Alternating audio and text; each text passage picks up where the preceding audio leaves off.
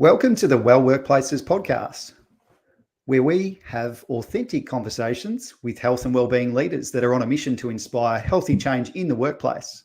I'm your host, Tom Bosner, and today's episode is proudly brought to you by Pinnacle Health Group, Australia's leading corporate wellbeing provider.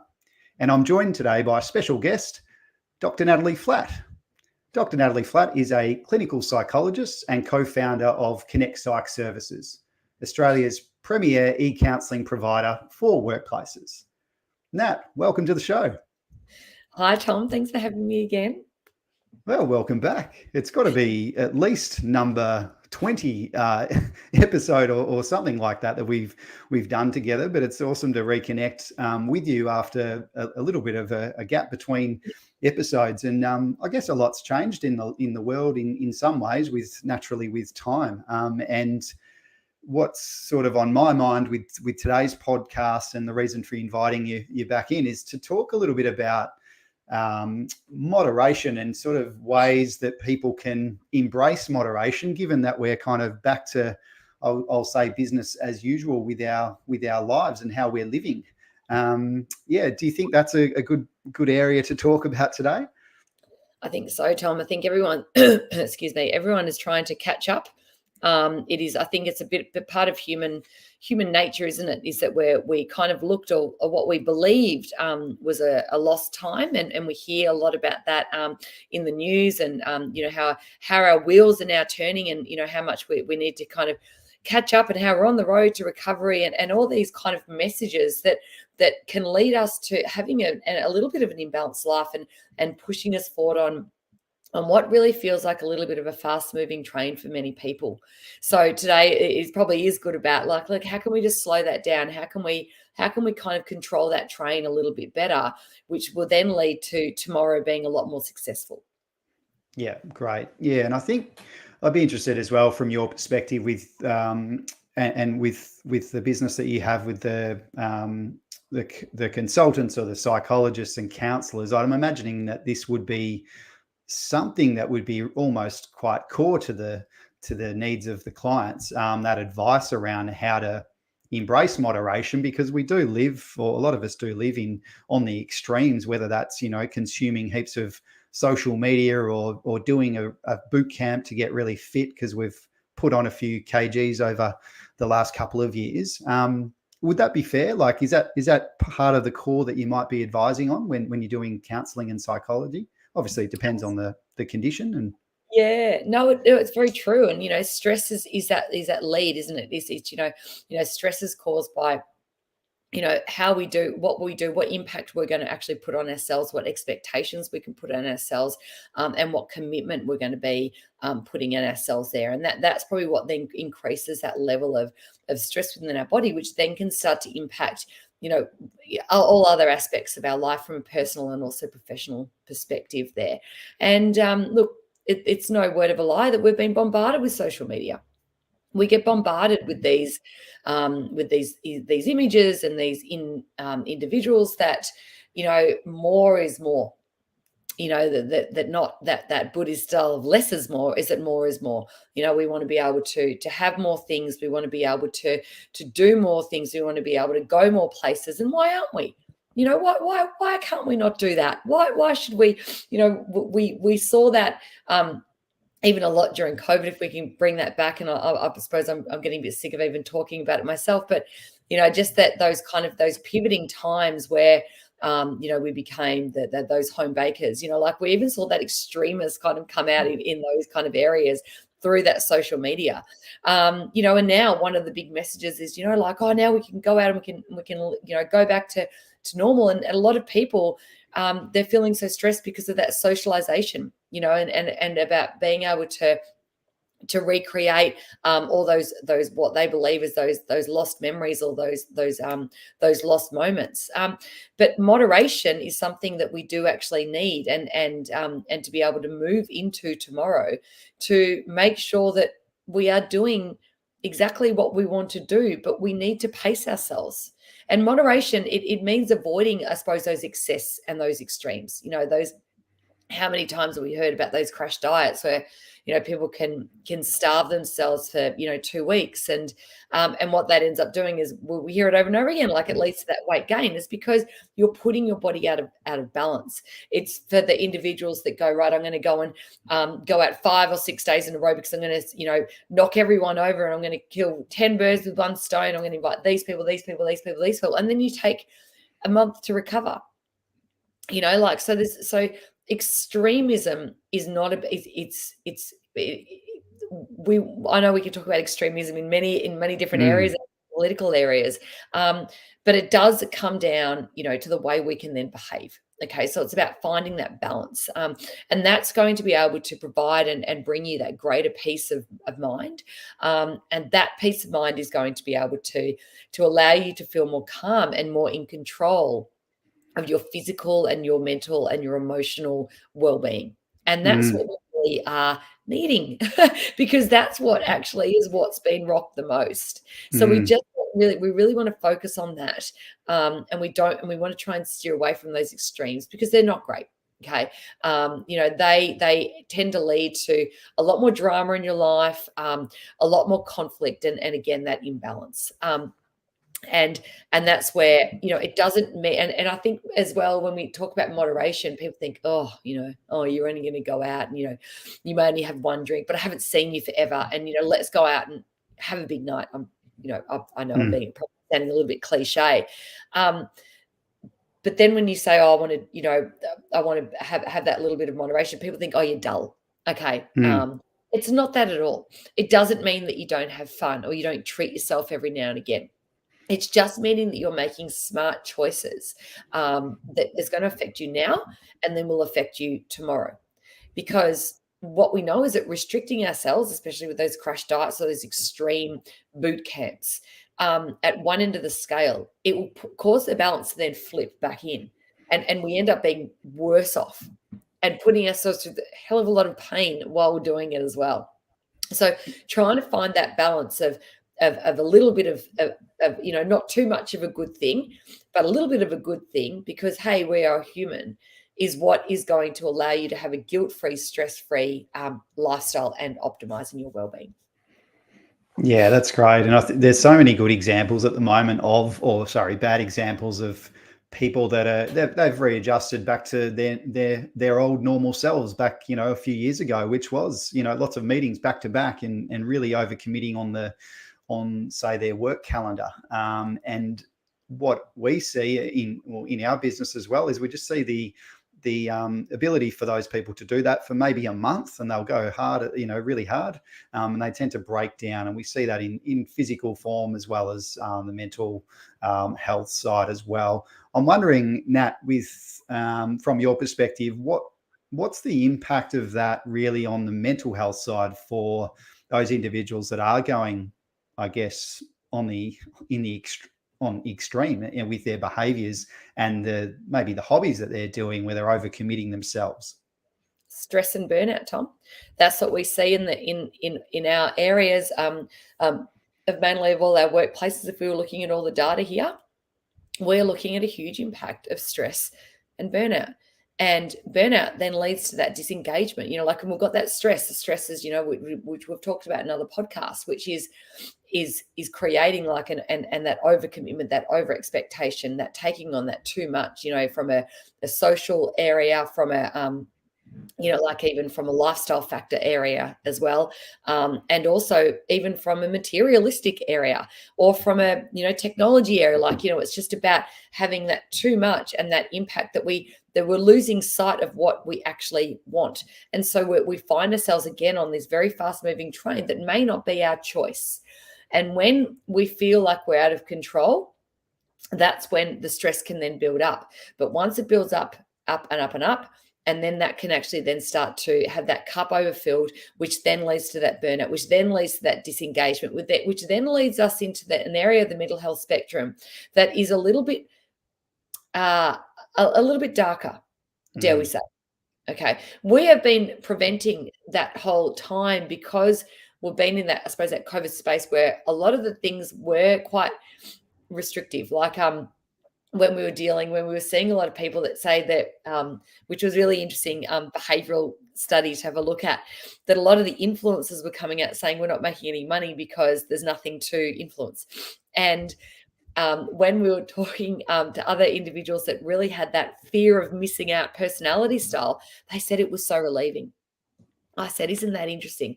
You put two and two together where the impact of social media wasn't as great, and then the fear of missing out because of the social activities was obviously pulled right back. These people actually felt peace. And so when we'd work with these individuals, I said, what was the difference there? And they're now going back in here, and they said that they're quite frightened. They're scared. They're scared that they're going to be influenced again and that they're not going to have any choice. And that's where that impact of mental health is. It's all about trying to be able to create this moderation, because then that is about our choice, not about what other people think is best for us. Yeah, great. That makes sense. That fear of missing out, and also that feeling that things are out of your control is often that warning sign to do something about it. I'll share a quick story in our house, which is sort of embarrassing to share, but it was about a month ago, and I noticed that at about 6 p.m., my wife's got two phones. She's got one iPad for work, one phone for work as well, and then another iPad that I've got two phones as well, one for work and other. And I'm like, and the TV in the room. And I was just like, shit, if you think about it right now, we've got around, there's 6 devices plus the TV. We've got 7 screens that people could potentially be distracted by. And so anyway, not that it wasn't really getting out of control, but it was just something that I noticed that, at certain times we might be grabbing one of those devices and then looking at it. And so, the choice was made, or the decision was made we've got a cupboard in our house. So we've just put them all in there. That's sort of like the tech thing. Everything goes in there after when we get home and stuff like that. And it's just that small little change that's actually made an improvement, because we're sort of separating that work side of things, but also for our kids, if they're like, oh, let's grab this and have a look at it, it's like, no, it's not an option anymore. Sort of a basic example, but I think if people can intervene with those little things, and a few of those little changes could make the difference between feeling a bit stressed or influenced, as you said, by social media. Not that I follow Kim Kardashian or anything like that, or care for losing any weight. She lost a lot of weight, didn't she, for an important dress for an important event that I know nothing about. That was a great point. That's a great example of extremism, and it's so dangerous at the same time. Yeah, what an idiot! What silly advice. Anyway, yes, absolutely. Yeah, so if people are wanting to make those, I guess that practice of moderation in their lives, is there anything that you would highly recommend as a starting point, just to make or get the cogs turning on that one?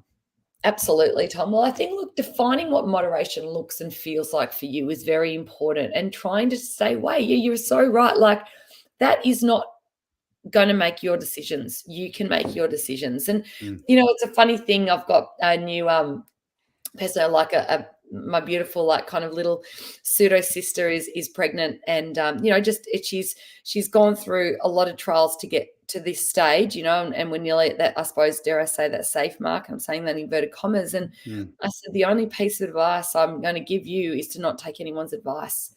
I said, because we get so fixated on everyone else saying what we should be, shouldn't be doing, that's that level of extremism, and which then leads to the stress, which then leads to the guilt that we're not doing something because someone else has told us to do it. Where's your own intuition? And that's where we really want to be able to get to as well. We want to listen to ourselves, and we want to then create what we believe is moderation to be our choice, because then that takes away from being the chore. The crash diets are personal example, a great example. Why are you doing it? And that doesn't seem like a choice at all. That seems definitely like a chore. So even if you actually take stock of your behaviors that you do on a daily or a weekly schedule, and then actually get a piece of paper going, is this my choice or is this more like a chore? And split them, write them down. And it'll be very interesting to see from a visual where things are actually lying, like where your behaviors are lying, and then seeing to say, well, can I actually eliminate all those? Or how can I make that more of a choice? Very, very interesting. I used to be, used to love going to the gym pre-COVID. Husband and I would go in the gym, and we would literally, like, at the door every morning, there would be a timetable of when you're going to go, and Mm. then we're going to walk in, and then there's going to be a massive swap of the kids. We never spoke to each other for 2.5 hours every single morning, right? COVID in that, and it was stressful, and that was the way you started the day. And I was like, isn't exercise supposed to de-stress you? But yet we're coming in, we're so pent up with this stress already starting the day that it didn't end up being good, because the stress, as I said before, that extremism leads to that conflict. Yeah. Mm. So then when COVID hit, we decided, like many people, converting the gym into the garage into the gym, and we've actually kept it. And this is just so nice. We get up, we have a coffee in the morning together, and then we go in, and I do my thing on the TV, he's doing his thing in weights. There's no rushing, there's no changing of guards. There's the kids can come out, they can play basketball. Everyone's a little bit more interactive, and we're then talking about our day. So the communication's a little bit better. Then a friend said the other day, she goes, "Oh, I think you should get into yoga." Again, her choice, not mine. Mm. I love yoga. Don't get me wrong. I think it's fabulous. But I said to her, I couldn't think of anything worse right now, just the way where I'm at, to be able to then add a time that I've got to get somewhere in the Mm. morning that is apparently supposed to de-stress me. So it's like I've learnt that lesson. But not only have I learnt it, I'm going to stick by it, because that's my moderation. Now that clearly wasn't hers, but that's mine. So that's where I really implore people that that's a really good place to start. Is it a choice or is it a chore? Um, there is also a difference between happiness and satisfaction. Happiness can tend to be a lot more fleeting. Okay. So sometimes you can have to work really hard to have that happiness, and it can be harder to chase it. Where when you're genuinely satisfied with your life, and then the way you've created that life, you can tend to have those less ups and downs. Now, Sean Aker, if you watch his TED talk, and he does a lot of work around the happiness horizon, he'll explain that probably far better than I can right now. And he's an excellent individual, very entertaining to watch. But he's got some really good tips on how you can create that life satisfaction and that purpose, rather than chasing that happiness horizon that sometimes you never get to, or you get to it and then you change the bar there. That will then also really highlight, well, what's going to matter to you most, that purpose alignment. So that's something that definitely those areas there. Creating that wellbeing routine that works for you, okay, is really important. And that's just, like trying to create that, again, that consistent sleep pattern is very important for your wellbeing, which we know, and those nutritional benefits and everything. But, even looking at your routine, is that what might be, you might say to yourself, okay, as part of my routine, I'm going to catch up with, 3 or 4 people a week. Those 3 or 4 people pre-COVID might have been dinners, or might have been going out.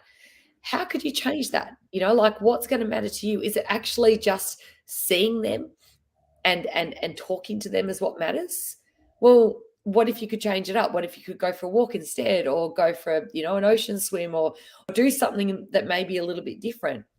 That is because you're trying to create that moderation of not, trying to avoid as much drinking as you normally did. So but try and be a little bit flexible there. And again, the communication's the key, because they might be trying to, want to find that little bit of moderation and that balance in their life too. And I think that I've always got to add, and again, what we noticed, and my big takeaway from COVID was that whole Buddhist, that less is more. Mm. We all did the Marie Kondo thing. We all found, I found just incredible elation. My husband always says that, gosh, I don't want to stand here too long because I'll be thrown out as well. I said, well, watch it. But it's important, because you can find such joy in the things you already have. And that's just something just to continually remind ourselves of. I'm not going extreme minimalist here, like, again, that leads to that conflict. But what's good for you? And again, what is going to give you joy, and how are you going to get joy out of it? there's a lot of work around clothing psychology around that, especially for women. And that's, but there's a lot of value in that area as well, because again, it's bringing back that level of control. And then when we have that level of control, we reduce that stress. And when we have that stress, then we're able to see a lot more color in our life. And look at, what we can then do to create that enjoyment today and also tomorrow. Yeah, great. I love the idea of choice versus chore. I really like that. I think for a lot of us, the whole maybe the last couple of years has been a great reset opportunity. And now, also from a workplace perspective, I've been chatting with a lot of people that are working, and we're working pretty hard, and they're trying to figure out that routine around their average week now, and they've got the opportunity to work from home and the office, of course. There's a bit of a choice now. So it's really great for my discussions with those types of people has been trying to get that routine and consistency around the certain days that you are coming into the office, and why are you coming in? Is it to socialize and connect, and who you're going to connect with? So you're kind of creating that repeatable ideal week. When you're at home, maybe if you can integrate some of those things around family on those certain days. Today's my Tuesday, my day at home, and I do these types of creative things, but my morning's awesome. I get to drop my kids off, and also the afternoon as well, fit in some exercise and have some mini breaks through the day. So it's quite a nice day for me, because I know that every week this is what I'm doing. I don't have to stress about my diary too much, because I know that this is the type of stuff that I've committed to, and everyone in the business knows that. Everyone in our team knows that as well. So they know, it's probably not the day that I'm going to be heavy in meetings with them. So I think if people can create from a work perspective as well as those well-being things, is just creating a new structure around how you work that makes you feel good and makes you feel like you're doing, I guess, strength building or strength related activities on the best to match your energy when you're feeling the best, to then create moderation, isn't it? Absolutely. And I know we've spoken about this in previous podcasts, but utilizing that language technique, saying some things out loud. It might have to be you might have to do a little bit of work, again, wellness is a discipline, as I've said many times, but if it's going to benefit you, today and also tomorrow, then that's a better choice that is that you should take. So we've all got those crossroads, and we all have the option of turning our phone off.